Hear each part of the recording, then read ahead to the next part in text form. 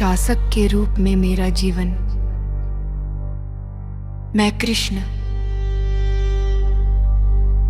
द्वारका बनने के बाद मेरा जीवन बदल गया। गोकुल में मैं एक साधारण ग्वाला था जो यशोदा की गोद में खेलता था। मथुरा में मैं एक विद्रोही था जिसने कंस का अंत किया था। लेकिन द्वारका में मैं एक शासक बना। लोग कहते हैं कि मैं एक देवीय राजा था जिसके शासन में कोई दुख नहीं था, लेकिन ये सही नहीं है।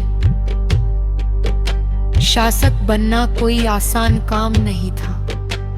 ये मेहनत थी, जिम्मेदारी थी और कई बार गलतियां भी होती थी। मैं कोई भगवान नहीं था। मैं एक इंसान था जो अपने लोगों के लिए एक बेहतर नगरी बनाने की कोशिश कर रहा था। द्वारका का शासन शुरू करने से पहले मैंने अपने लोगों को एकत्र किया था।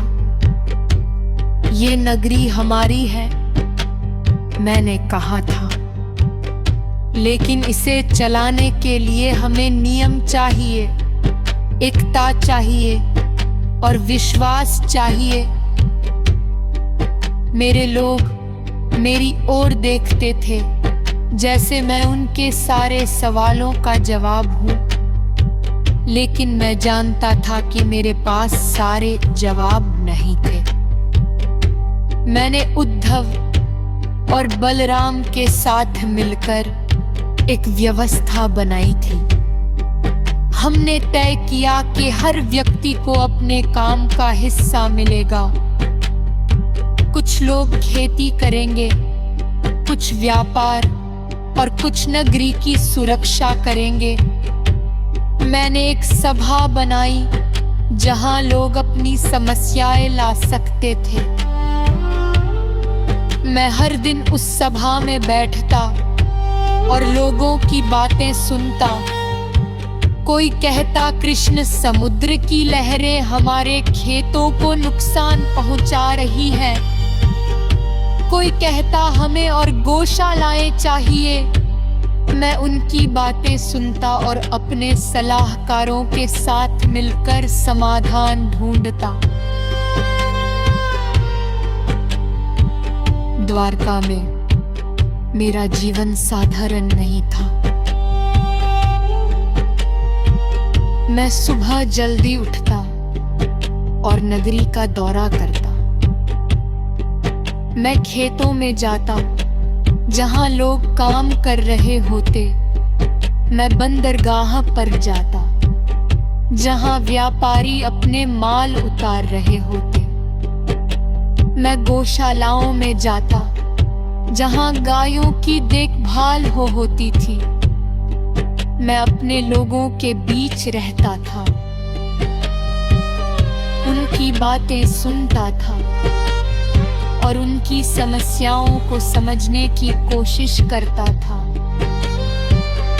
मैं एक ऐसा शासक था जो अपने लोगों के साथ कंधे से कंधा मिलाकर चलता था।